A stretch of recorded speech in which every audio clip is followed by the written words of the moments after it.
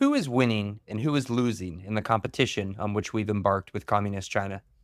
One of the smartest people in Washington, really in America, on this question, Jackie Deal, joins the show today to help us understand. Let's get into it. It is a prescription for war. This Iraqi invasion of Kuwait. December 7th, 1941, a date which will live in infamy. The bloody experience of Vietnam is to end in a stalemate. We continue to face a grave situation in Iran. We shall fight on the beaches, we shall fight on the landing grounds, we shall fight in the fields and in the streets. We shall never surrender. For more, follow School of War on YouTube, Instagram, Substack, and Twitter. And feel free to follow me on Twitter at Aaron B. McLean. Hi, I'm Aaron McLean. Thanks for joining School of War. I am delighted to welcome to the show today Dr. Jacqueline Deal, who's Senior Fellow at the Foreign Policy Research Institute, co-founder of the American Academy for Strategic Education, and President and CEO of the Long-Term Strategy Group. Jackie, thank you so much for joining the show. Thank you, Aaron, for having me. So, Jackie, we're going to talk about this essay that you wrote for American Affairs called Competing Against Ourselves, How U.S. Policy Strengthens China. But before we do, welcome to the show. I'm a longtime fan of your work, and I'm interested in how you got to the point where you are today. You sort of have done a lot of work with this, I'll broadly define it as the net assessment world. How did you get into that business, if you will? What is net assessment? Maybe remind listeners who may not know exactly what the phrase means or what the Office of Net Assessment is, and just tell us a bit about yourself. Sure. Thank you very much, Aaron. As I said, I'm delighted to be here, and I'm also a fan of your work. So we have a mutual admiration society going. Speaking of mutual or two-sided analysis, net assessment is, I guess the common sense version is when you are in a competition, it makes sense to analyze how you are doing in the competition. And that's a relative question. You have your goals, your opponent or competitor has his or their goals. It makes sense to try to measure over time, are you doing better at achieving your goals, or is the opponent advancing more quickly toward achieving his goals? And it's such a basic question that it almost doesn't need to be explained, except that when you think about the different parts of the American government, it's often hard for the people who study the US or blue in DoD terms to also be expert on red, the opponent, and the people who study red, the same goes for them. They're at times even prohibited from looking at blue. So we have this situation of kind of two different worlds working in different spaces, and not that many people have the opportunity to try to look at the nexus. But the Office of Net Assessment in the Defense Department does. And I was fortunate as I was graduating from college and going to Oxford for graduate school.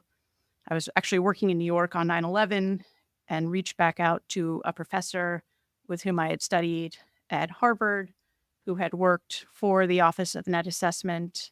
And I just said, look, I'm going to Oxford and I'm a civilian, but I learned from your course that there are opportunities for civilians to study history, military history, and strategy and contribute. So if there's a way I could, please let me know. And that led to an introduction to the Office of Net Assessment in the Defense Department. And as you said, I've been kind of working under or for that office for the last couple of decades now. So, well, let's get right to it then. We'll continue this theme of net assessment into the piece you just published. You write in the piece that as China looks at the world, as China does its own strategic analysis, it's looking at metrics that indicate to itself, to the CCP, that it's winning. It's winning its competition with the United States. I may have stated that a little bit more bluntly or with less nuance than you do in the piece, but can you explain that statement? Can you unpack that a bit? Well, I think we in the West have our lenses and our metrics. Xi Jinping and the Chinese Communist Party has a different set of lenses and metrics that we understudy or neglect at our peril. Unfortunately, from what Xi Jinping has been saying, what the people around him have been writing, it seems as though they have growing confidence that, in their words, the East is rising, the West is declining. even as we in DC or in the Amtrak corridor have a kind of habit of looking at China's demographic issues or the slowing economic growth or the nexus of the two and this idea of a middle income trap and seeing problems, they see trends or a trajectory which is favorable to the Chinese Communist Party. They think they're on a roll, and I don't think we're actually doing much to disabuse them of that notion. In fact, what I argue in the piece is that while in theory the United States has many advantages and there's good reasons why people think our system is superior, our liberal, lowercase l, market-based, rights-respecting political order is superior. There's good foundations for believing that. On the other hand, we're not competing with the Chinese Communist Party authoritarian communist regime in isolation. We're actually, in many respects, bailing them out or helping them compensate for the weaknesses of their system. So in that sense, it's not even a fair fight. And unfortunately, again, if you look at the trends, it's not crazy for Xi Jinping and the Chinese Communist Party to think that they're on a roll, I'm afraid. So this is a version of a point that quite a few folks have made. You, or what I'm about to say, is a version of a point that quite a few folks have made. You say in the piece that we don't have something equivalent yet to George Kennan's Cold War containment strategy, and of course, one of the reasons that we don't, as many have pointed out, is we're just way more intertangled with the Chinese than we ever were with the Soviet Union in the 40s and the 80s. There's just no point in the first Cold War where you can really draw meaningful comparisons to the level of economic integration between the United States and China. And we can get into the reasons why that integration exists, but it fundamentally complicates the problem. And obviously there are American policy decisions that have led to that entanglement, but you wrote a piece, not to skip around, but you wrote a piece of maybe a couple of years ago now for the Andrew Marshall Foundation, which really, it kind of blew my mind, I'll be honest. It taught me a lot about China, the CCP really, and CCP strategy, about the way in which entanglement, if you like, or infiltration would be another way to put it, is in the strategic DNA of the CCP, that the CCP comes to power by kind of attaching itself to the KMT in very early days in the 20s as a kind of parasite. And it did so knowingly and intentionally, that this was not sort of an accident or something that they stumbled upon, but a kind of Soviet-controlled strategy. That insight, which I did not know before I read your piece, has stuck with me.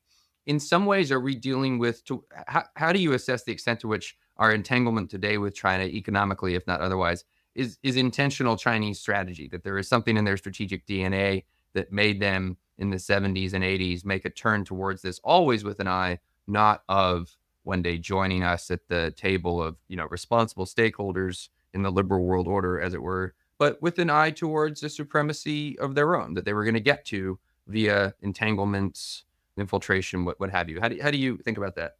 Well, thank you very much for reading CCP Weapons of Mass Persuasion.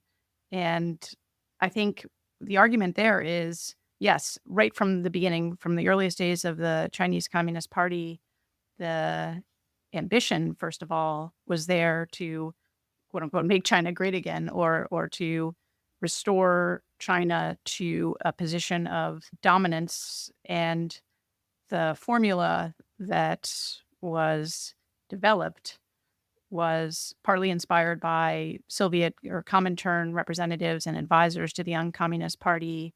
It involved joining with their competitors, the other revolutionary party on the scene in China at the time, the nationalists, the KMT, pretending to become nationalists and using the access that the Chinese Communist Party in secret or acting covertly gained through the United Front with the KMT to build up the CCP at the KMT's expense. So you have a situation where Zhou Enlai, an early Chinese communist who would become known to us as kind of the man on Mao Zedong's right, he had a position in the Nationalist Military Academy where he was supposed to be responsible for inspiring the troops and ensuring their psychological motivation.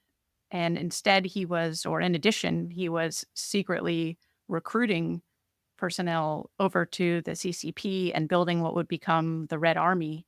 in an act of mutiny in 1927. So that anniversary that we're about to celebrate, or that the world is going to observe and the PRC is going to celebrate in 2027, the 100-year anniversary of the Red Army, or the People's Liberation Army, as it is now known, is we'll look back to a day when the CCP took off its nationalist uniforms and came out as what they had been in secret up to that point, Red Army personnel. And that's quite a founding story, and it's very different from the one that, the Marines or the other branches of our military celebrate and look back on. And, when you reflect on more recent US China relations, maybe this requires speculation on some level. So, feel free to take it as far as you want or not. But do you see that basic strategic culture or strategic DNA reflected in the last few decades? Sure do. I think the way of competing that was ingrained or developed, grafted onto the young CCP's DNA has persisted. There was the first United Front, about which I was just speaking, in the mid-20s, 1920s, the Second United Front during World War II in the 1930s, and more recently, starting in the 1970s, we've had this period of rapprochement all through these, where we're, instead of the KMT being the focus, it's the United States and its allies being the focus. All through, the ambition of the CCP and the identity of the CCP have remained clear and apparent to the party. The Chinese Communist Party, again, is in the business of making China great, ensuring its own power at all costs, which involves, unfortunately, or seems to involve, increasingly aggressive behavior toward rivals and third parties. And I think the party has remained more or less clear about that. We, on the receiving end of this kind of infiltration, entanglement strategy, have been a little less clear, more confused about what's really going on, who we're dealing with. And that's why, as many people have said, we held out this hope that if we just worked with the People's Republic of China and traded and enriched our quote unquote friends in the PRC, things would go well. The PRC, or the CCP regime, would become more and more embedded and indebted to the existing structure, international order, rules-based order. And obviously that has not come to pass. And I think it's because on the CCP side, that was never in the cards. That was never the plan. And unfortunately, we misled ourselves to some extent, and we were deceived by them about that. So let's talk about economics, which you really tackle head on in the American Affairs piece. As recently as, I don't know, 5 or 6 years ago, it was common to hear concern that China was going to surpass the United States and become number one in GDP globally. I don't know if that was the conventional wisdom exactly, but it was certainly a conventional concern, or widely held concern. Post-pandemic, sitting here in 2024, I detect a lessening of that concern and more confidence in the relative economic strength and trajectory of the United States. Xi's, turning his back on what level of embrace there was of the free market and moving in somewhat in the direction of autarky. That has obviously darker implications as well. But just in terms of pure economic growth, it seems not to be great for China. And you and I have mutual friends where, I can think of at least one very serious China analyst and China hawk who has said in a panel I was on with him that he would take the United States' hand, every day of the week and twice on Sunday over the Chinese hand. You in this piece are sounding a more cautionary note. What is your concern on the economic front, either in terms of China's actual prospects versus the United States, or maybe a little bit more precisely, how it perceives its prospects as compared to the United States and how that matters in terms of the competition? Well, thanks for the question. I actually recently wrote a piece, maybe not a few months back, maybe a year ago now, called Xi, or the CCP China is choosing guns, not butter. And that piece was based on a sense that it was co-authored, like my Weapons of Mass Persuasion piece, I should clarify. We were arguing that while we in the West have this notion that, defense and state exist in one corner of the government and one sphere of activity, treasury and trade and commerce exist in another sphere. We we actually seem to proceed that way, with some important exceptions, but in terms of how our government operates, there is another way of understanding the connection between economic and military power that's maybe more organic, more consistent with the behavior of 19th century empires. And it seems as though Xi Jinping and the CCP regime has more of the kind of imperial or mercantilist 19th century understanding of the relationship between military power and economic prosperity. Unfortunately, again, that view is that you use your military as necessary to coerce, to get good deals, concessionary prices, market access, resources, and that's conducive to your wealth. And then you can plow your wealth back into your military through investments in technology and procurement of more and better weapons. And so there's a kind of virtuous cycle that exists. And again, unfortunately, I think that's more the view that obtains in Beijing. Again, whereas here, while every once in a while we use sanctions as a response to aggression that we find, heinous and illegal, other than that important exception, we don't often integrate our economic activity or policy with our military and national security activity. And when you look back at history, even recent history, I'm thinking here of your World War I truther riff, Yeah. which I'd like to extend or embellish on. So This is a friendly place for that subject. yes, and I listened with interest and approval to your discussion with Matt Pottinger the other day about this. We, as you noted, tend to draw the lesson from World War I, not present company accepted, but there is a view out there that's widely accepted that World War I was almost an inadvertent or accidental war, and that it's quite dangerous to prepare for war because if you do, you can find yourself in the position that the belligerents in 1914 found themselves in, kind of stumbling towards this clash that nobody wanted, but that could go on and take a devastating toll in lives and treasure.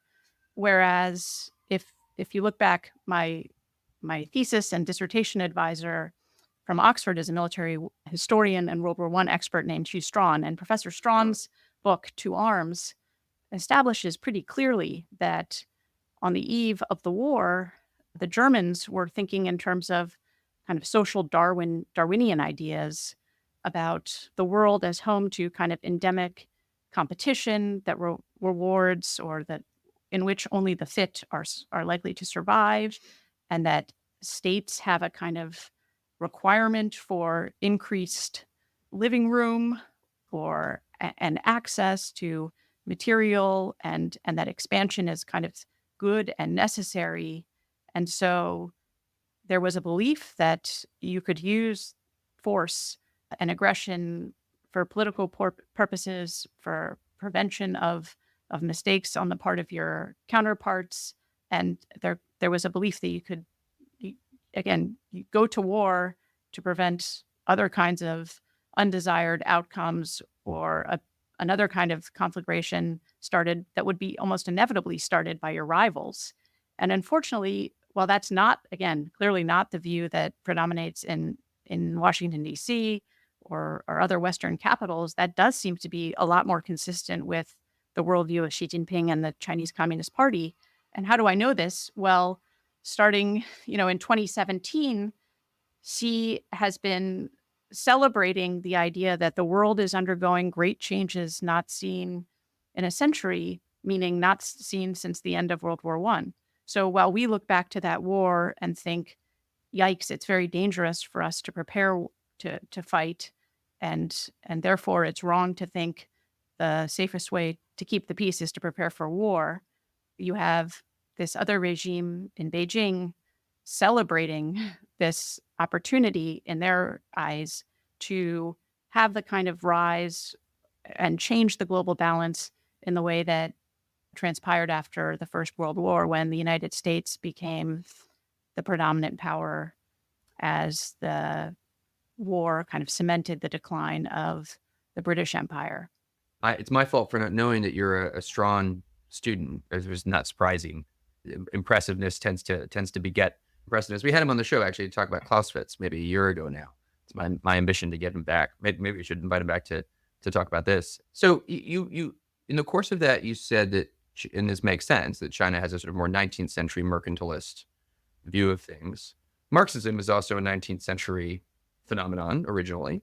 And I want to ask you where you rate or how you assess the role of actual Marxism, Marxist-Leninism, communist thinking, especially as regards economics, but maybe otherwise, in the Chinese scheme of viewing the world. I mean, I've been very much taken by Dan Tobin's read of this question, that great congressional testimony he gave a few years ago, which I'm actually not sure I know it's on the CSIS website. I recommend people take a look at it. And I want to get him on the show. So Dan, if you're listening, this is your invitation.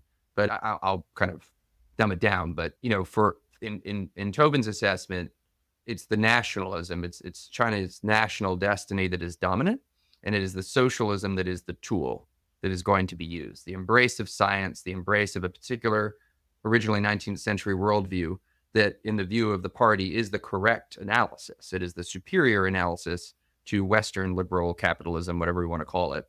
And they're going to use that to lever China ahead in a race for national dominance. How do you assess that? How does communism fit into all of this? Well, again, taking their word for it, they seem to write, increasingly about socialism with Chinese characteristics, the cynicization of Marxism, and this alternative model that they're giving to the world or bequeathing to the world. So I think Dan is right, and his testimony was very important, and it too kind of seized on this, I think, if I'm remembering correctly, 19th Party Congress, circa 2017 set of disclosures from Beijing. I was just part of the steering committee of an important effort led by Nadège Roland at the National Bureau of Asia Research on China's view of its strategic space. And as part of that, Nadège discusses how increasingly it's the proposition, or what the Chinese Communist Party is offering the world, is it's couched in civilizational terms. So it's nationalism, but it's got socialism as a vehicle, or some kind of syncretic mix of Marxism and Chinese on the ground characteristics and circumstances. And then again, part of the package seems to be something civilizational, where it begins with a statement to the effect that, all civilizations in the world are equal. But then I think, as with other such statements, I fear you get to, well, China is 1/5 of the world. Our civilization is the longest, which she has also been saying, notwithstanding the evidence that Egypt's civilization has deeper roots, or is historically traceable earlier. Anyway, there's some kind of claim in there about civilizational hegemony or natural dominance. And so I think we even have to be careful using the word nationalism at this point. That's interesting. Okay, so talked a bit about economics. You also talk about metrics that show relative progress on defense issues, on diplomatic issues in the American affairs piece. On the defense front, I think my own view is that's probably where the CCP has the strongest case that its metrics may actually be showing a good reading. That is to say that China has played a smarter game in terms of military preparation over the last 20 years than the United States has. I think you can mount a strong argument for that would be hard to defend against. On the diplomatic front, it seems to me to be not quite as straightforward a call. What are the metrics they look at in terms of their diplomatic progress in the world? They're standing there asserting, as you point out, their civilizational superiority. I don't think too many people are that impressed by that. The closer you get to China, the more you see its neighbors rightly alarmed at Chinese behavior. the further away you go, places like Europe, there in the Middle East, there has been more complacency, and there's still plenty of complicated problems there. But I've detected in the last few years, more seriousness than there was 5 or 10 years ago in a bunch of places, in part because of American efforts to raise the alarm, in part because the Chinese can't help themselves. They have this is sort of an inappropriate phrase. Ever looks at this phrase, which is why it's an inappropriate phrase. It's a kind of strategic autism where they struggle to do what net assessment demands you do, which is turn the map around and sort of see the world from someone else's perspective. When they go into small European countries and try to bully them, well, that leaves a mark. When they have an embargo against Australian wine or something like that, that leaves a mark. It's hard, when you're dealing with democracies, to come back from something like that politically. So on the diplomacy front, it seems to me that they are kind of frequently their own worst enemy. How do you think about that? Well, again, going back to the period of the Civil War and the founding of the party that we wrote about in the Weapons of Mass Persuasion piece, part of the strategy that, as it developed, turned out to work for the young communists in their eventual triumph over the nationalists and seizure of power across the mainland was, quote unquote, surrounding the cities from the countryside. And when I look around the world today, I think it's possible that Beijing or the CCP, it's possible, not guaranteed, that they have been overconfident or overestimated the purchase of their message in, the quote unquote developed world or the global north. But, and I should also just clarify, I don't mean that they're going around right now saying Chinese civilization is superior right now. They're just trying to potentially, prepare the ground for that, or soften up their audience by saying all civilizations are equal. The Western proposition about universal rights and the entitlement of all people to certain basic respect under the law, what they call so-called human rights, they're trying to erode that in the first instance and pitch the idea of development rights as an alternative.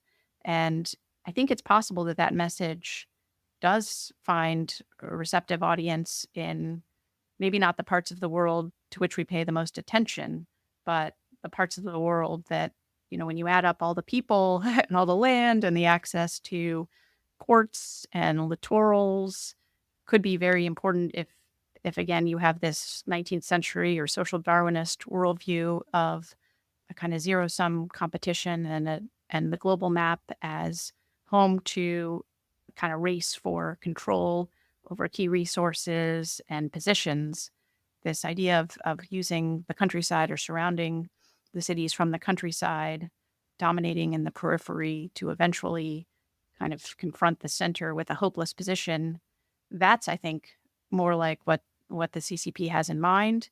And, again, when I look at messages around the war in Ukraine, I think in a lot of places, again, to which we don't maybe, our browsers don't automatically go to media sources from, certain capitals in Africa, but in those capitals, increasingly it's Xinhua or RT and Xinhua, the Russian and the Chinese state media that are shaping the news or the narratives.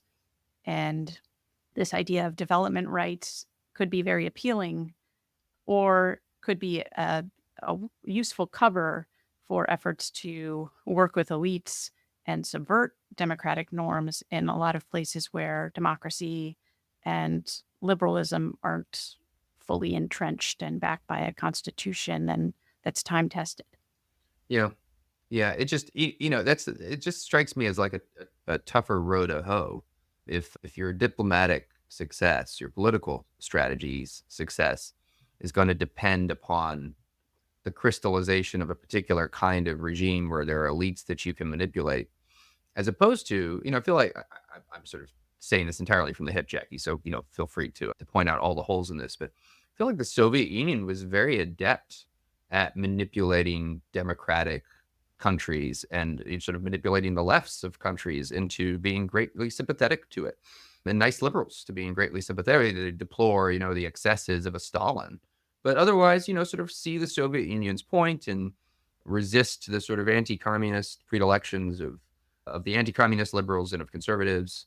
And that just seems, if I were sitting there making strategic decisions, I think that's a hand that actually worked out pretty well for the Soviet Union, even if other things didn't. And the Chinese seem not to play that particular hand. They're taking a different route. A very crude, blunt comparison, I grant you. I wish I agreed. I think that Okay. they're actually very adept at courting, co-opting, seducing, in particular elites in Western countries, such that you have many people who would accuse us of racism, of quote Mm, unquote sure. anti-Asian hate for even having this conversation, even though, of course, the greatest source of threat or hate towards Asian people and the party responsible for tens of millions of deaths in the recent decades of Asian people and the party undertaking a genocide of Asian people is the Chinese Communist Party. And yet you have all these young people in the United States on college campuses who are defending, the right of the Chinese Communist Party or an instrument of the Chinese Communist Party to manipulate what they consume in social media via TikTok. You have many people saying that any impulse to protect ourselves from this kind of infiltration or entanglement threat is racist, and I think that has purchase, unfortunately. And you have many cases of parliamentarians and former leaders of important countries on the kind of gravy train of trips to China and consulting relationships with bodies connected to the CCP. So I don't think that there is as much stigma as there would be if people maybe did their homework, read what Xi Jinping is saying when he speaks to his own people for internal consumption about his goals and the trajectory.